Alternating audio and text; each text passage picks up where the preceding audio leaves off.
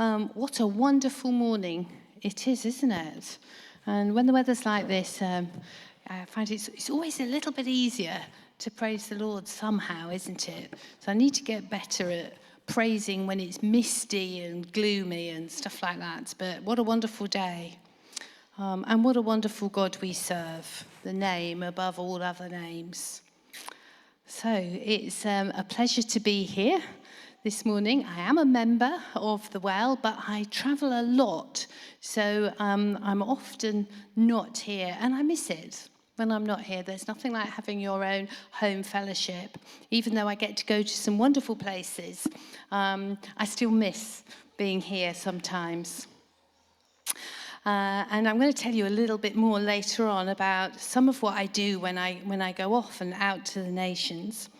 But today, have we got the slides? We're going to be looking at some more in Exodus, and we're going to be thinking about seeking, encountering, and reflecting God.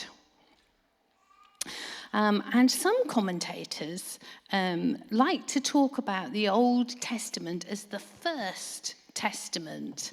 And I really like that, because sometimes when we use the word old, we think, well, it's past it now, it's discarded, we don't need it anymore.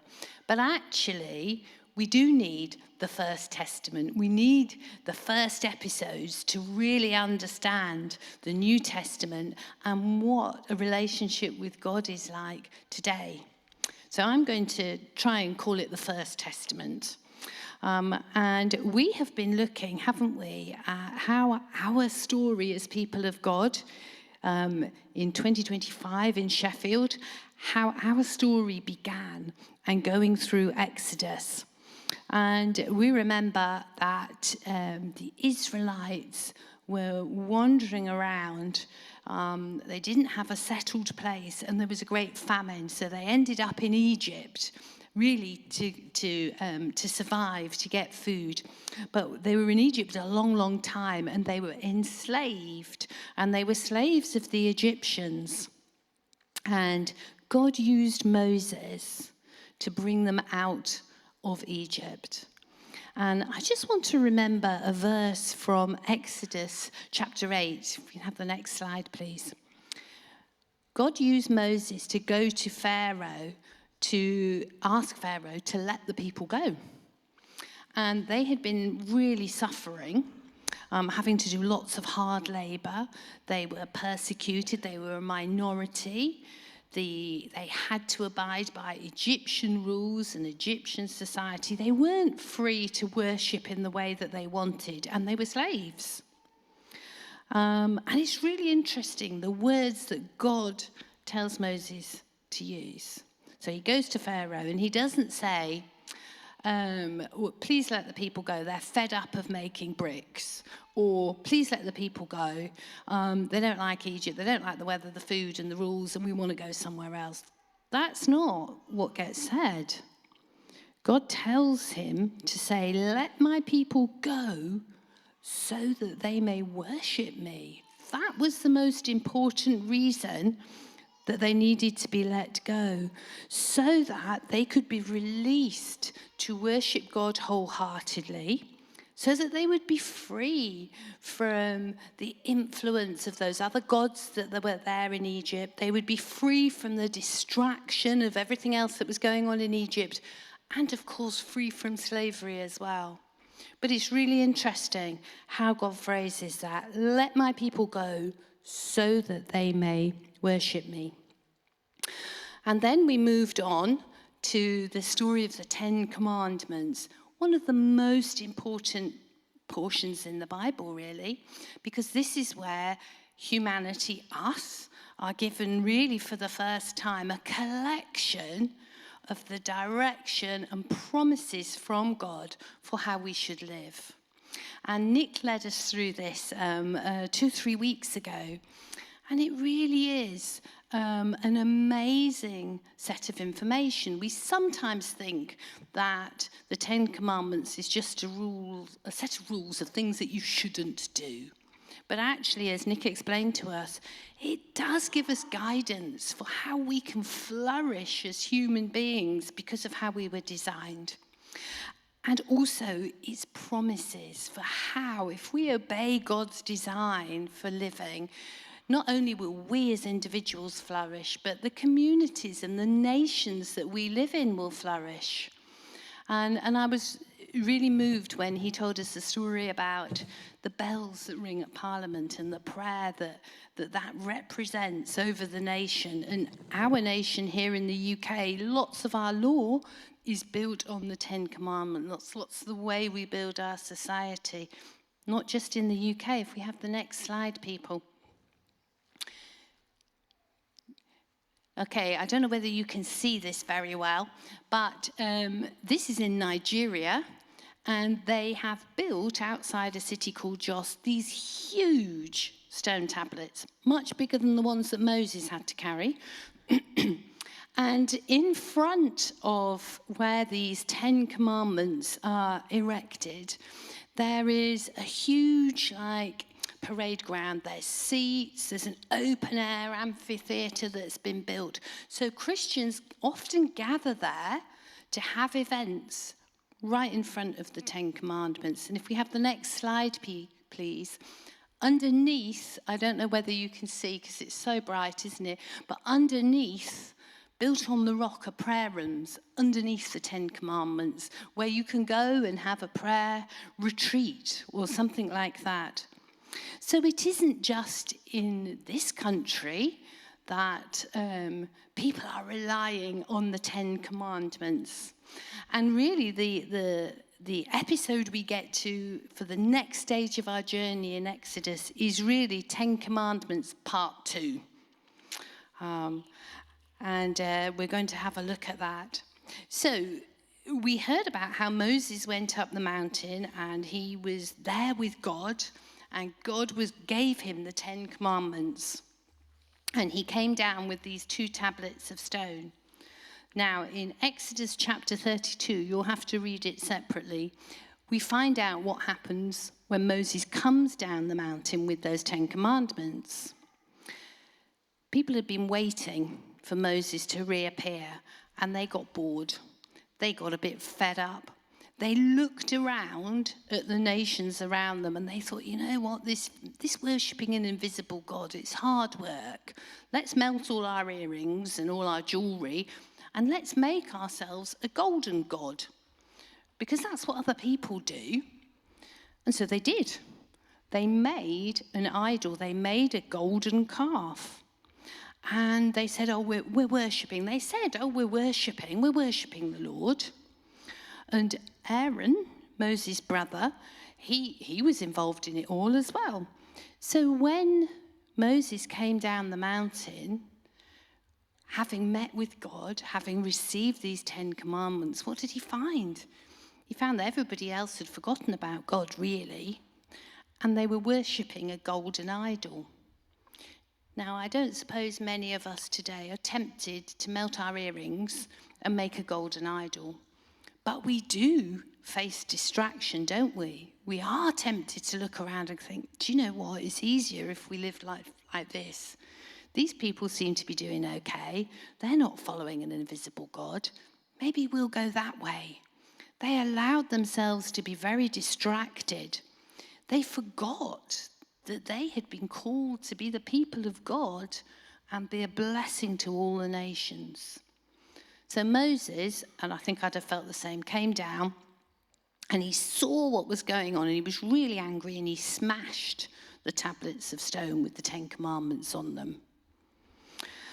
And there were consequences to that deliberate move by the people to move away from God, to separate themselves from God. And in Exodus chapter 33, we find out what happens next. So if we can have the next slide. Brilliant.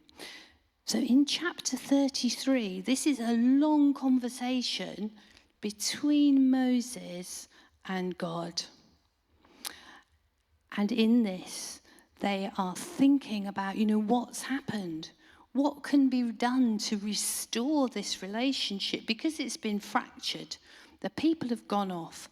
They need to repent. It's really clear in that chapter that you can't just go your own way.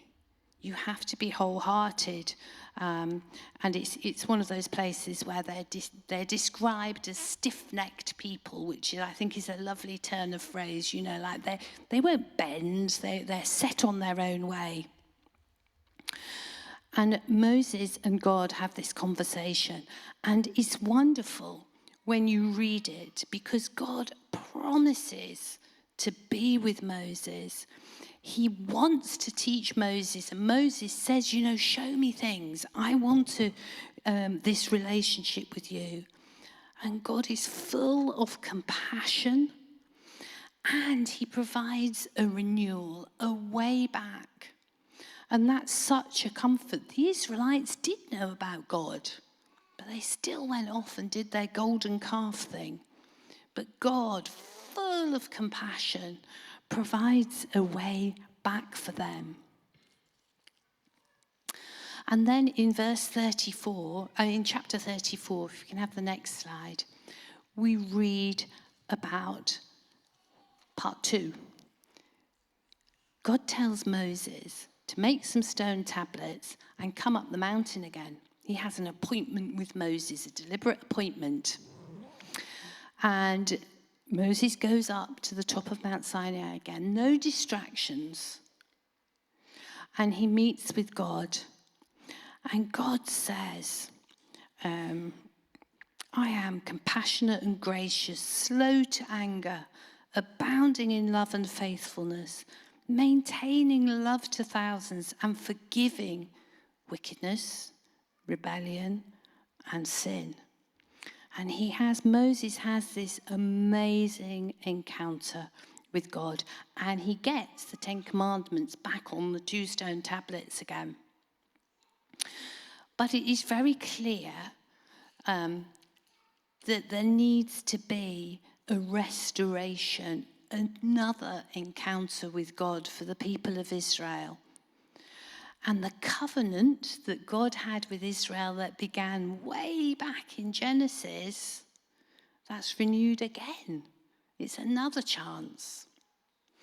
And so when Moses finally comes down from the mountain, these are the verses that we have. When Moses came down from Mount Sinai with the 2 tablets of the covenant law in his hands, he was not aware that his face was radiant because he had spoken with the Lord. And when Aaron and all the Israelites saw Moses, his face was radiant, and they were afraid to come near him. But Moses called to them.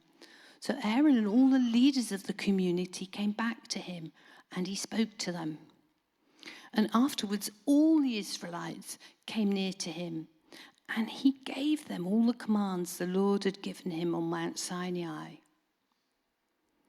So we see that encounter led to some differences, didn't it? Moses even looked physically different. But that encounter didn't just happen. Moses was seeking God. He had an appointment with God to go up to that mountain. You have the next slide, please.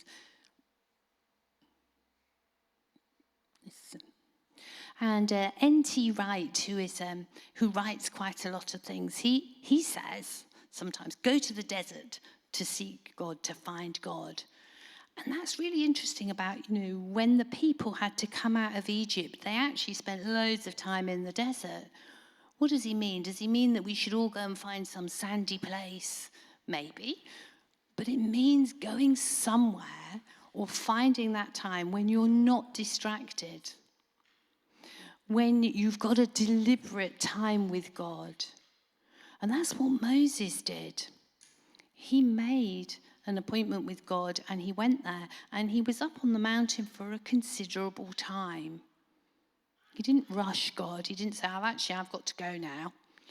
He'd actually made a way to seek God. And that's the first thing that we have to do as well. We have to seek God. Moses says to God, I want to learn, teach me. It wasn't Moses who'd made a golden calf, but still, he realized that he had got to seek God. And that reason why God calls the Israelites out of Egypt into the desert so that they can find God. And they do. They do find God in the desert. And then we move on to encounter. If we can have the next slide, please. This encounter that Moses had involved repentance, being wholehearted, and recognizing that holiness matters. So it wasn't, you can come back and everything will be fine. It was come back, and here is how you should live. This is the pattern for human flourishing. I'm repeating myself and telling it you again, and you need to tell it to the Israelites too. So that encounter changed Moses. And when the Israelites really encounter God again, it changes them.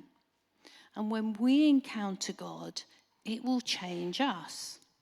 Now, just a couple of weeks ago, I was in Amsterdam with my daughter, which was having a few days break. It was gorgeous weather, like now. There were lots of tulips, there were lots of cyclists who were a bit dangerous, actually.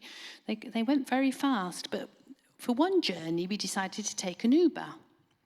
And I was a little bit excited because we got into this Uber and it was a Tesla, and I'd never been in one of those before, so I was a little bit excited. And it had a huge screen at the front, and I could see that the driver had got on pause, the sort of Dutch equivalent of Good News Radio. And I also realised that he probably came from the Horn of Africa somewhere. And so I asked him, what were you listening to? And, we don't mind. I'm a Christian. If you want to listen to Good News Radio, that's great. And so he put it back on, and it was some worship songs. And he said, yes, he was a Christian. And he was from Eritrea. And he told us his story. We had quite a long Uber journey. And when he was about 16, somebody came to his village in Eritrea and explained the gospel. He'd never heard it before. But even at age 16, he said he realized this was the truth. And he made a decision there and then to follow Jesus. And about 2 years later, he went away to college or university, and he was meeting in a small group, like we do, with 2 or 3 others. And somebody reported them to the police. It's a dictatorship in Eritrea. And he was arrested. All of them, they were arrested. No trial, no charge, just thrown into prison, beaten, imprisoned for about 9 months, and then forcibly conscripted into the military, so kind of like a slave soldier, and in the military for quite a few years. Finally, he saw a chance to escape, and it actually took him a week to go over the desert and over the high mountains from Eritrea into Ethiopia. Once in Ethiopia, he was actually able to go to Bible college for a little bit and learn a bit more, still following God. The consequences of his encounter, age 16, in his village in Eritrea, were following down the years in a very dramatic and difficult way. But he wasn't allowed to have settled status in Ethiopia, so he then escaped to Sudan. From there, he escaped from Sudan across the Sahara Desert to Libya. From there, he got in one of those people trafficking boats, those overcrowded ones, from Libya to Sicily. And from Sicily, he finally ended up in the Netherlands. And he told me that finally, when he ended up in the Netherlands, he met some other Eritreans, and he belongs to an Eritrean Pentecostal church in Amsterdam. But for him, his encounter had life-changing consequences, didn't it? So for a decade, he was in slavery or in deserts, moving around, trying to find somewhere safe for a decade. That's quite amazing, isn't it? And it's unlikely to happen to us here. But the encounter needs to change us. Recently, this week, I was in a meeting with somebody from Kyrgyzstan who runs a Christian radio broadcasting organisation. 97% of Kyrgyzstan is high mountains. So radio is actually a really good way to reach people. It's very difficult to journey around. But most of the listeners have to listen secretly. And one woman had written in and said, I listen secretly. I have had an encounter with God because of what I've heard over the radio. And I've become a follower of Jesus. And so have my children. But if anybody else finds out that that has happened, there will be massive consequences for them. They've been listening secretly. But in this encounter that Moses has and the Israelites then go on to have, they have a renewed covenant with God. That promise that God made that the Israelites will be his special people, and through the Israelites he will bless all nations. That's renewed. And for some of us, we may never have met or encountered God before, but there's an opportunity for you, just like that woman listening secretly in Kyrgyzstan or that Eritrean taxi driver. There is an offer there. But if you've met and encountered God before and moved away, there's always a re-encounter that's possible. God is full of compassion. And he wants to renew his covenant with you, his promise that he will save you, he will be with you, he will never leave you. And when Moses comes down that mountain, if we can have the next slide, we find out that he is reflecting something. And he doesn't just leave it as that. He calls the leaders and he explains to them, this is what happened in my encounter. He reflected all that God had showed him and told him to the leaders, the immediate people near him, and then to all of Israel. And then we know from numerous promises in the Bible that Israel was the means for God to bless the whole world. Out of Israel, that's where Jesus came from. So we have a responsibility once we have encountered God to reflect what we know of God. If we've not encountered God, we can't reflect anything, can we? But once we have encountered God, we have a responsibility to reflect God. So to whom? To our community. Who do you live with? Who do you work with? Who do you live nearby? All of those people, we all have a responsibility to reflect to them. But like Israel, we also have a responsibility to the rest of the world. Some of you will remember that when Jesus went back to heaven, one of the things he said to the small group of Christians or believers that were there is, go throughout the world and make disciples of all nations. Now, quick quiz question. How many people do you think were in the world when Jesus was around? How many people do you think there were? We don't know exactly, obviously, but roughly, how many people do we think were in the world? Any ideas? In millions, how many millions do we think were alive on the earth? No, you might be right. I believe people better than me think there was probably about 200 million people. How many people are in the world today?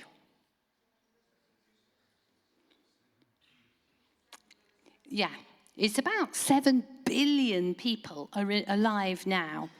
And out of those 7 billion, about 3.4 billion are what we call unreached. Now, unreached means that they're not Christians, but there's nobody in their community who's a Christian either. There's nobody, there's no church, there's no Christians, there's no way that they can hear. So in Sheffield, quite a lot of people are not Christians, but Sheffield is reached because we're here and other Christians are here. There's a way, if we do our bit, for people in Sheffield to hear about Jesus, isn't there? So we need to do our community reflecting so that everybody in Sheffield gets a chance to decide whether they want to seek and encounter God or whether they don't. But for 3.4 billion people, there isn't anybody. And we have a responsibility as part of God's covenant with us to reflect God's news to the rest of the world. So what does that mean? Does that mean we should all get on a plane and go somewhere? Some of us probably should, actually. Maybe some of us should. Maybe some of us need to take our career and go and live in the Middle East and live and work as a teacher or a doctor or whatever you are over there and reflect Jesus in that community where there are no Christians. But there are lots of other ways that we can be involved in reflecting. You can pray for people. That's really easy, actually. We can pray for people. We can give money to other people, organisations who are reflecting. But it is a responsibility that we have. And one of the things that I do is, and I'm sent by the Well, I run a ministry called Synergos. So I travel a lot to different parts of the world, and I do consultations with leaders, and I do leadership training. And that's part of reflecting what we here in the Well, and me personally, have from my encounter with God, and supporting people who are reaching others. So, for example, one place I go is Nigeria. You saw my little photo from there. Nigeria is a country that has Christians, but actually more people are killed for their faith in Nigeria than every other country in the world put together. Okay? Massive persecution in Nigeria. But actually, Nigerian organisations and Nigerians are sending out loads of people, reflectors. 16,000 cross-cultural missionaries are sent by Nigerian organisations every year. It's far more than come from Britain. So how can you be involved? Maybe you have a particular skill that might be useful, like I do. Maybe you can pray. And one of my top tips for praying is praying when you're cleaning your teeth, because it helps you remember. And if you're old like me, you actually have to pray on one leg, because it's supposed to help your balance. So in the morning, you pray on your left leg, and in the evening, you pray on your right leg. You're not supposed to hold on like I'm doing.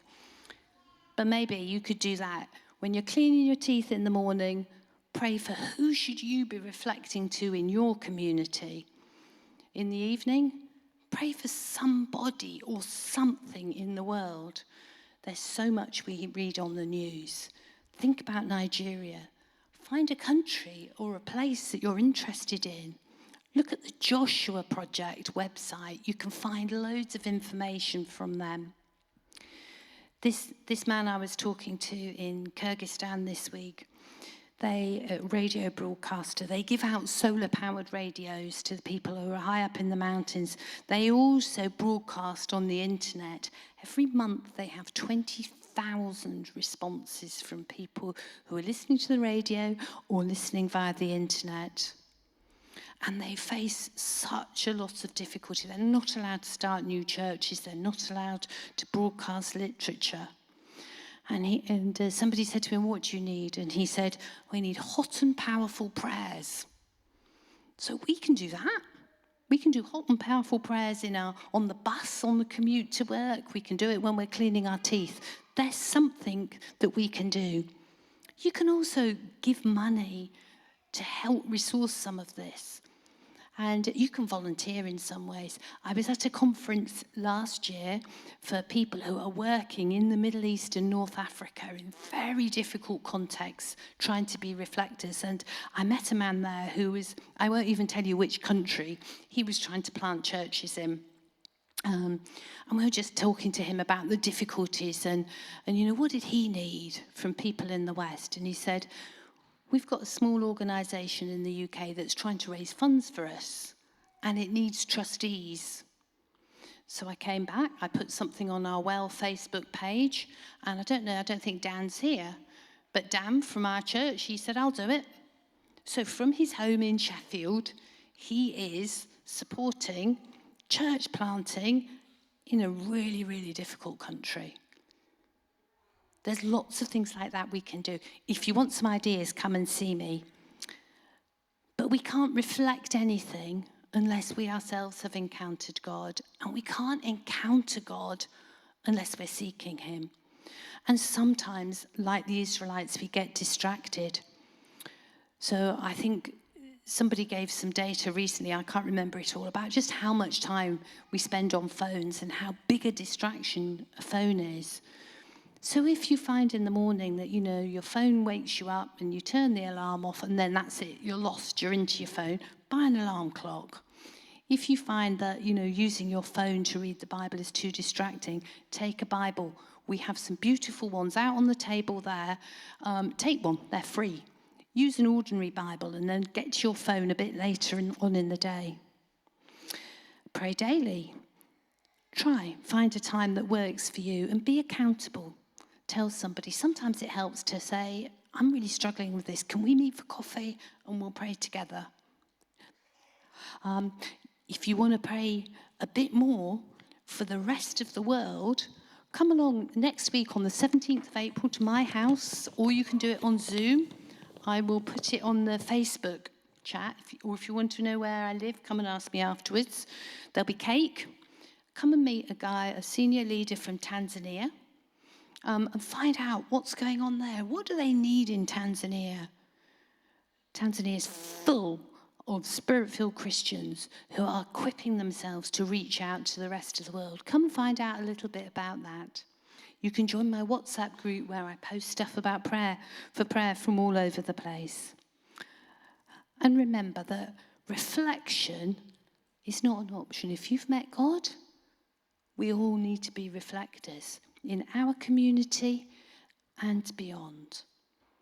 So that's my prayer for us today, that we will all seek. We will leave those distractions behind, whatever it is that distracts you. Find a way to leave that behind and really encounter God. And when you've encountered God, remember that's for a purpose. It's not just for you. It's so that you can be a reflector to your community, and that we, as the Well Church, can be reflectors and play our part in reflecting to those 3.4 billion who have no way to hear. Amen.